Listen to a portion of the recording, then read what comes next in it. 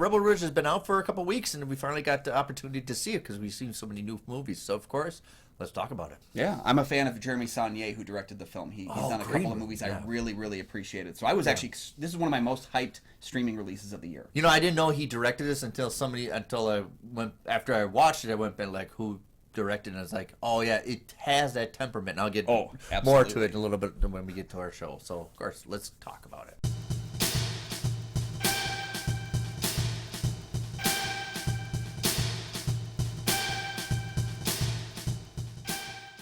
And welcome back to the show. I'm the guy trying to bail out my cousin, Kyle Goethe from GoatFilmReviews.com. From Don Johnson, Miami Vice. I mean, he's a good friend of mine. God, he plays good bad guys. Plays good every guys. Yeah. I'm Nick from the St. Paul Filmcast. Thanks for finding us. Thanks for watching. And for our loyal fans, sincerely, thank you for continuing to support the show. Another way you can support the show, join their Patreon. We got some great deals and then great content and opportunities to tell us what movies we could review on future episodes, which, of course, a shout out to you as well. Of course, we're going to talk about a Netflix special that's getting great reviews so far. It's got a high rating already on Rotten Tomatoes. It's Rebel Ridge. Yeah. I'm glad you found this movie for me. I didn't know about it until you mentioned it. Yeah. So ex-Marine Terry has put together the money for his cousin's bail when it is somehow legally seized by local corrupt cops. Terry's attempt to retrieve the funds leads him into a confrontation with the entire force. So this is just kind of my theory on intentionally why his name is Terry. Terry is kind of a boy and a girl name. It's a duality, something of playing both ends. And you see that with Terry's character. He's militant, he respects authority, he respects government, the government. But also he's a little bit of an outlaw. Mm-hmm. It's almost like he's playing both ends, and that's why his name is Terry. He's playing both kind of sides. Almost like Terry from On the Waterfront. He's the good guy and the bad guy side. But also Terry is very masculine and also very feminine, too, at the same time. And I wonder if that's intentionally calling him Terry. There's another reference to this person, this lead character. Yeah, that could be. You know, Jeremy Saulnier, who I followed since Murder Party in 2006, I think it was. A friend of mine and I actually ordered that online. That was the first thing we ever ordered online. Is it hard to find? It's pretty hard to find now. Yeah. So we watched that all the way back his first feature film, and then he holds a special place in my heart because the first film I ever went to a press screening for was Green Room. And nice. I will always remember that because of how much I loved Anton Yelchin and Patrick Stewart, and that movie is still one of my favorites of the year it came out. So I was so excited for him in this movie because this thing got delayed a bunch of times. Patrick Stewart's a bad guy? What? Yeah. Patrick Stewart's a Nazi?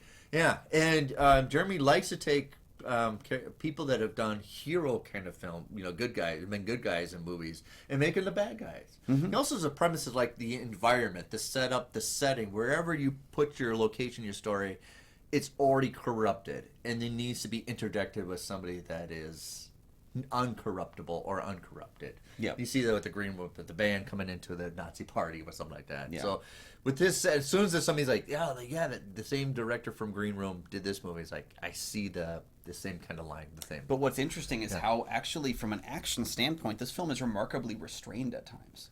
There's some beats. There's some times when the kettle boils over. Yeah. But then it also rests into like a really pretty comfortable simmer for a while. No, there is a constant tension throughout the movie that is wonderfully crafted. Even when he goes into report a robbery and it's your partner. Yeah.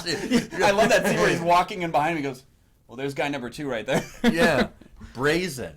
So eventually has to happen that if people compare it to like John Rambo from First Blood, this brazen character who lives out in the woods. Former military, who's got friction with the cops. Yeah. But I love it starts right away. I love that. I love the setting. I know the temperament of, we don't know who this person is until we find out who he is, and now we're in trouble kind of thing. Well, that's why I feel like it's kind of Rambo through the lens of John Wick and Nobody, where it's kind of like the hand-to-hand is important, the oneer of like the single takes during the fight scenes, those are important. You see in kind of the day and age of John Wick and Nobody, it's that tension ride kind of using a Rambo character at the same time. Yeah. And it's a little bit of him evolutionary, knowing that I'm going to eventually come out of this, but I don't know how. I know I'm going to survive, but how well am I going to survive? That's a crucial element. Not to mention, I can't do this on my own. I have to convince other people to join on my side as well. Yeah. Right. It's wonderfully crafted. thoroughly invested. My only criticism, it gets a little bit heavy plotted a little bit. I think of it as I mean, just that second act with the judge and everything. Yeah, I think of it just simple story of just almost like Walker from Point Blank. I just want my money and just have that one linear point. Yeah. I think you would draw in a lot more audience, but it's a very full script, a lot full than I thought it would be. Yeah, I think that second act has a lot of, we're talking about the same plot point a few different times in a row. Where it's, we kind of get what's going on. We get it. Yeah, I feel like, again, that comparison to John Wick. John Wick's dog gets killed and his car gets stolen, and that's the plot of the movie. And we for understand. revenge, We clearly understand the motivation. It's simple, and we know we go from there. Yeah, and it's similarly enough in the movie Nobody. The main character is kind of living his average, kind of boring life. Right. He's not really happy anymore, and then he saves some people on the bus, and all of a sudden that begins the domino effect of the film. And I feel like you're right. With this whole element of the money being taken, and so he can't get his cousin back. That's enough, I think, to go on. And it's very plausible. They explain it very detailed that this can happen. This does happen. Oh, yeah. And it's not just some kind of being bad for bad's sake. There are some elements of even the people who are considered the antagonists have good points to them as well. Yeah, and this is a completely legal thing that can stop up money. You just hope that people don't abuse it, but they are going to abuse it for a margarita machine. Right, yeah. But, you're right. That second act is a little overly plotted, but I think we have a main character who is really likable, who's really engaging because he's there for his family. He has a good, solid reason to I be do doing like what this he's doing. character. Yeah. I really enjoyed Aaron Pierre in this film. When originally John Boyega was cast in the film and he left due to family concerns, there's rumors going around that he didn't like the script and so he just abandoned the set. But I don't know for certain that would be the case. You're the badass. Yeah, you're the freaking hero. But Aaron Pierre, who was in M. Night Shyamalan's Old, he didn't get a lot to do in that film, but I thought he shined a lot in a movie I didn't really like last year called Foe, that he shared the screen with Saoirse Ronan, and they both did a lot of great stuff. That flew under the radar. Yeah, and that movie I didn't really love all that much. I thought it was kind of dull, but his performance was one of the strong standout elements. It was a small little window of promoting it, and it just went out like a vapor. Yep. Yeah. But this movie, I think, has longevity. I think people are going to appreciate it even a couple of years afterwards. I think it's going to have sustainability. People are going to enjoy it. There's elements of it that feel like almost feels like it came from a book. Yeah, because it is over plotted, but at the same time, it feels tightly plotted at the same time. We're I'd just rather kind of go going in circles a bit with the second act. It's kind of funny because we just got done talking about the Joker Part 2, which we had no plot to it pretty much, and now we're talking about a movie that's too much plot. Yeah, but I think it doesn't inherently take away the tension stays there, even though we're covering the same material during that portion. The tension's still there, which is remarkable, and I think that's a testament to Sanya's hard to writing. do. I love how you can maintain a tension. For all my faults I feel for Longlegs, it keeps that theme in that feeling. It's doing what it's doing, and and it's successfully keeping that tension in that film. And even another film we talked about earlier this year called In a Violent Nature, which is not very similar in the story department, but both of these films had to be reconstructed after numerous issues. In A Violent Nature, they recast the main killer. This film, they had to recast the lead 2 months into shooting and then refilm all of his scenes. But that's not the only thing. The film was supposed to shoot during 2020's COVID and got bumped into 2021, so then people left the project, people came in the project. It's amazing that this turned out even good, let alone very good. It's a miracle movies get finished. This seems like it had multiple obstacles, and we just read about this. Got to have a plan, just like Terry. Yep. And we're going to execute this plan, and we're going to. I don't know how, but we're going to do it. And we're going to get it finished with acronyms and all that stuff. Yeah, so I think this is definitely a movie where, like you pointed out perfectly, making a movie at all is hard. Making a bad movie is hard. Making a good movie is even harder. There's no way that's possible to even get a film made. Even a bad movie that comes out, you can at least be thankful it finished it.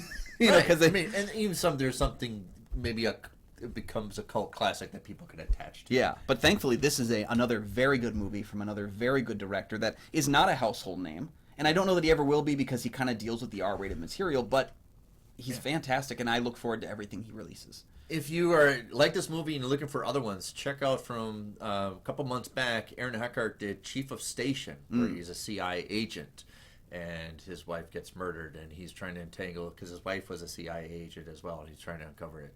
Simple plot line, but the action pays off. It's very plausible, and it goes a little James Bondsy, but also a little bit like this Rebel Ridge. And if you like Rebel Ridge, you probably will like that movie as well. It's called Chief of Station. Yeah, but I was for a movie that's 131 minutes, it does bound pretty quickly towards its finale, and maintaining that kind of level of intensity throughout. I mean, the even film the talking works. head scenes. There's that thing. There's a powder keg somewhere that's going to go right. And part of that is again getting really great performances out of really Everybody. great actors. I mean, Don Johnson, we said, he plays really good bad guys. In Django Unchained, for example, he's a great bad guy. But, he's also that guy we know from Miami Vice. We know him as a good guy. And we know him dealing with corrupt cops on that show. Oh, you wanted to punch him in the face and Knives Out. Totally. Oh, exactly, yeah. But we also have, turns from James Cromwell, who doesn't do bad guys often, but he's fun when he's kind of in that juicy, meaty part of it. David Denman, who was one of the officers that pulls over, and Emery Cohen as well, who was in The Bike Riders from this year, playing was it Bug or the guy Bug? that ate the bugs. I can't remember his name. That's right. But he's a very different version of a character that we saw him playing earlier. Yeah. So wonderfully casted. Scripts a little too thick, but stories and template and everything. I think it's going to stay around for a long time, and people are still recommending it. Yeah. So if you haven't had a chance to check out this film, please do so. If you haven't had a chance to check out Green Room, please do so, because that's my favorite of his films so far. Okay. But seems like we both enjoyed this one. I did. I was surprised. I was like a Netflix, because I'm going to do a Netflix movie. That's the thing. They release too many movies, and they don't really get involved in giving back some notes. I think there's a very clear thing between companies that are paying for the movie and the filmmakers. They can have a delineation where they can give notes. And I think if I were in Netflix, I would have given the note, let's maybe trim up Act 2 a little bit. Yeah. But I think that's the case where we don't expect Netflix movies to be good, so when they are good, it's wonderful. Yeah. We're very happy then. So yeah. Thank you so much for joining us for another Yes, thank episode you. of Kyle and Nick on Film. Make sure to put down your comments about what you thought about the film. We'd love to hear them. Yeah. And you can find all of my film reviews over at goatfilmreviews.com. I do have a show. You can find it anywhere. Yeah, I've been on it. It's a thing. People like it.